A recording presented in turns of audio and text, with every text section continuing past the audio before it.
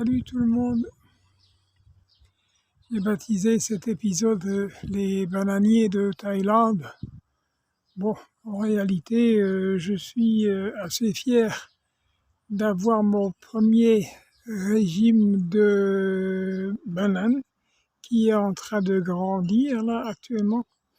On a planté une trentaine de bananiers il y a environ 6 mois. Et on va encore en planter une cinquantaine. Et puis ensuite, on se régalera avec des bananes qu'on ne connaît pas trop en France, puisque les bananes, comme chacun sait, sont issues d'une herbe.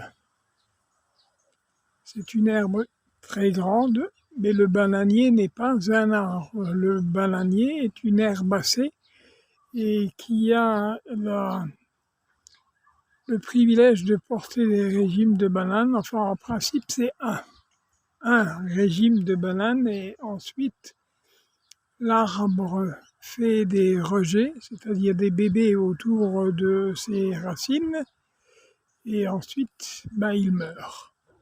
Et celui-ci, il est un peu spécial parce que c'est la deuxième fois, c'est très très rare. C'est la deuxième fois qu'il porte un régime de bananes. J'ai pas vu la première fois puisque on l'a donné à Suzanne, ma femme, qui l'a planté à côté du bambou nain. Et donc on va faire un tour. Alors je me rapproche de la route. C'est une route assez récente. Elle doit avoir un peu plus d'1 an. Et nous n'avons pas encore de grillage, de mur ou de protection. Et ça ne va pas tarder à venir. Pour l'instant, il y a des pots. Là, il y a des jeunes bananiers et un jeune cocotier. Là, il y a des citronniers derrière la boîte à lettres. Là, on va installer une barrière.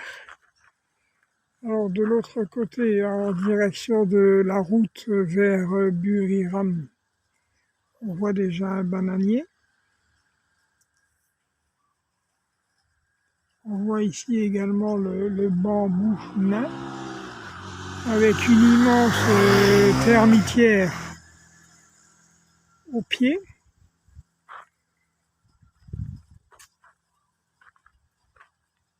Et juste derrière, ça c'est un papayer, ça va faire des papayes. Et derrière, il y a le bananier. Je pense qu'on doit voir le tronc du bananier. Et avant d'y aller, parce que là, il y a de gros cailloux, je vous montre l'état de la maison. C'est pas encore terminé. Bon, la maison d'origine, elle est derrière la terrasse. Là. La terrasse, je viens de la terminer avec des briques en béton cellulaire pour isoler de la chaleur, parce que bon, ça fait un peu plus de 6 mois qu'on a entre 32, 33 et 38, 39, 40 la journée et 28, 30 la nuit. Alors, pour éviter d'avoir trop chaud, j'ai construit une partie de la terrasse avec ces briques du côté du soleil le plus puissant l'après-midi et le soir.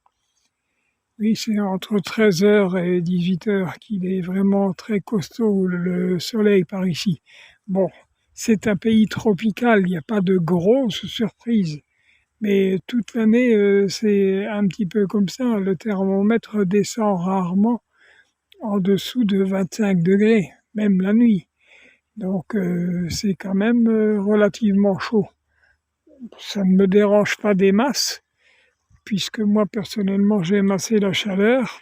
J'ai des problèmes de circulation sanguine, symptômes de Raynaud pour les gens qui connaissent, c'est-à-dire le sang qui ne circule pratiquement plus lorsqu'il fait froid. À partir de 10 degrés au-dessus de zéro, je souffre, je ne peux plus utiliser mes mains, je ne peux plus utiliser mes pieds. Donc c'est chiant, alors qu'ici, j'ai pas de problème, j'aime la chaleur et mon sang et mes artères d'ailleurs aussi. Les vieillards de 40 ans comme moi souffrent en général d'hypertension et prennent des tonnes de médicaments parce que l'hypertension est quand même relativement dangereuse, aussi bien pour les artères que pour le cœur. Mais pour moi, c'est plutôt l'inverse. J'ai une tension relativement basse. Bon, faut dire que j'ai un cœur de sportif qui est très très gros et qui pompe donc très peu puisqu'il est très très gros. Voilà, ça c'est donc la maison qui est loin d'être terminée. Je suis en train d'un côté de mettre des ferrailles dans le mur. Au milieu où il y a l'escalier d'entrée, je suis en train de terminer une porte en PVC. Et à droite, il faut que je refasse une partie du cheneau qui est parti par une tempête, un coup de vent. Voilà, alors la partie droite de la maison est encore en friche, il y a des creux, il y a des bosses, il y a des fossés, il y a des collines. Suzanne, elle avait planté un certain nombre de choses là-bas dans le fond, en particulier des oignons, parce qu'on consomme énormément d'oignons. Alors, comme on fait la visite ici, il y a un petit figuier qui est en train de pousser, et à côté, un manguier, c'est-à-dire un arbre qui va produire des mangues. On ne sait encore pas trop lesquelles, parce que je crois qu'il doit y avoir une cinquantaine de mangues différentes en Thaïlande. Ce sera donc à vérifier. Et voici le bananier en question, juste devant le petit bambou. Et là, on voit le régime de bananes. Bon, évidemment, il y a une fleur au bout. Et Suzanne l'a coupée parce que d'abord, ça va renforcer les bananes. Et ensuite, la fleur est quand même relativement comestible et les Thaïlandais se régalent en mangeant ces fleurs. Bon, j'ai pas trop bien suivi de quelle manière c'est préparé, si c'est cru ou bien cuit, je n'en sais rien. Je demanderai pour les gens que ça intéresse. Voilà, ça c'est donc le bananier. Il y avait énormément de rejetons à ses pieds. Je crois que j'en ai pris une vingtaine. Bon, échelonnés dans le temps, hein, on les coupe avec une bêche et puis on va les replanter un peu plus loin. Et ça augmente la production. Là, par exemple, j'ai un bananier, celui-ci, je l'ai reçu, enfin, il y en a deux. Il y a un grand et un petit. Et des bananiers, bon, on en voit un petit peu partout, avec des papayers. J'ai aussi planté de la vigne et puis d'autres figuiers. Et je vais planter des dattes également. Ici, la maison fleurie avec ses jolies fleurs jaunes, c'est le frère de Suzanne, Somnot, qui a une femme cambodgienne et un bébé assez génial, qui s'appelle Kanya, la victoire en Thaï.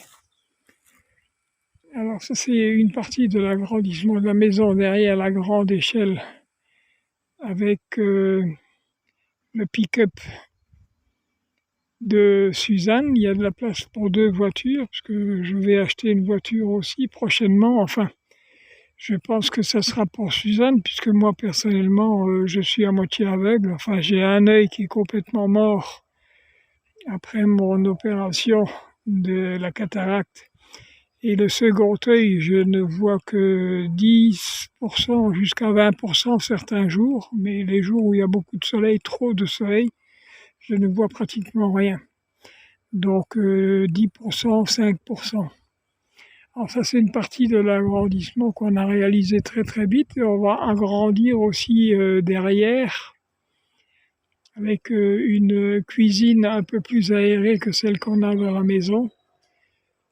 C'est vraiment trop chaud la cuisine et puis mettre de l'argent en quantité industrielle pour des climatisations. J'en ai déjà 4 des clims, donc on va arrêter un peu. Mais on va construire une nouvelle cuisine. Je vais essayer de faire une cave pour avoir des aliments au frais.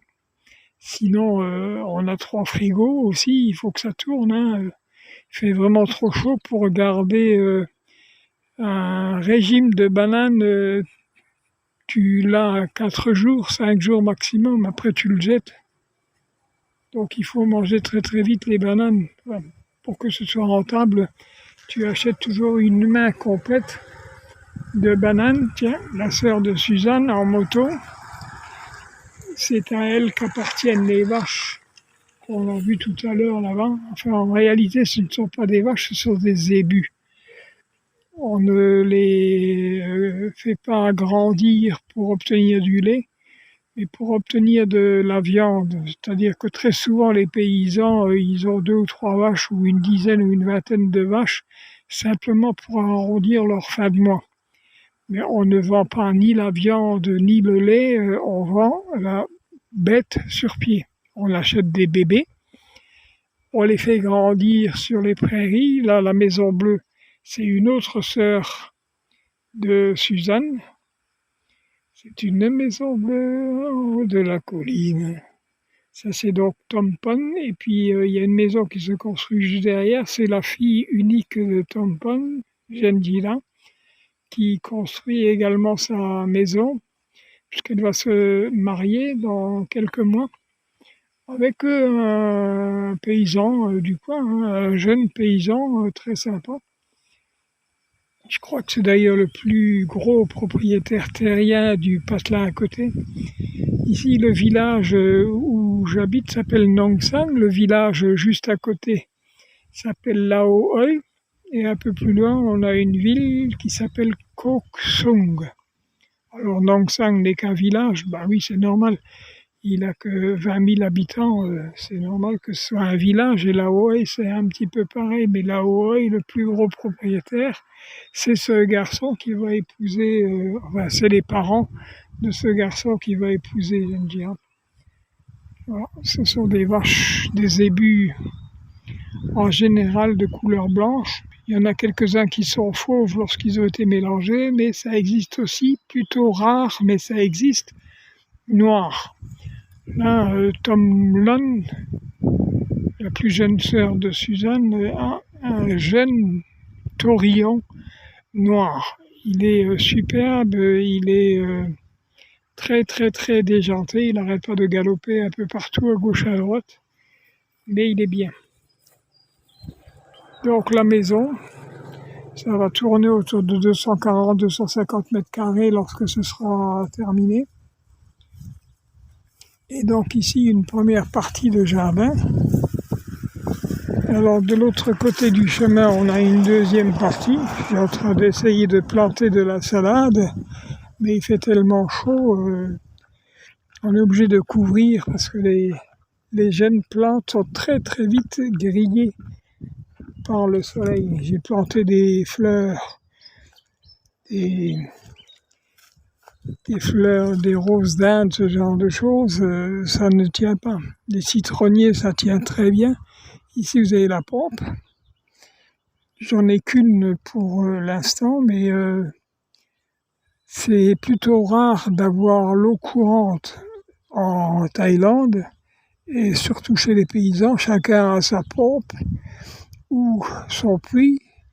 Et moi, j'ai 2 versions. J'ai une pompe d'un côté et j'ai des cuves qui contiennent 1000 litres de l'autre. Mais je vais en faire moi-même de 10 000 litres pour, quand c'est la saison des pluies, recueillir de l'eau de pluie et la consommer parce que l'eau de la pompe est tellement calcaire que les tuyaux sont bouchés en une année.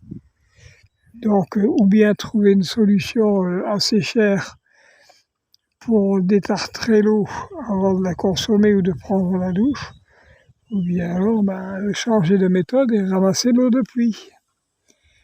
Alors pour ajouter un tout petit peu de calcaire qui est nécessaire quand même pour le bon entretien de votre corps, il faut quand même un petit peu de calcaire et les buses en ciment, le ciment c'est du calcaire. Donc le fait que l'eau va séjourner dans des citernes en calcaire, il y aura quand même un faible pourcentage de calcaire dans l'eau. Elle sera moins acide et beaucoup plus consommable. Voilà mes salades qui sont cachées du soleil. Là, il y a un pied de vigne que j'ai planté hier, mais il y en a 2 ou 3 qui sont disséminés par là. Là, ici, on brûle les déchets parce qu'il n'y a pas de camion qui ramasse les ordures. Ici, j'ai encore des jeunes pousses derrière. Et ici, de la salade et des cornichons.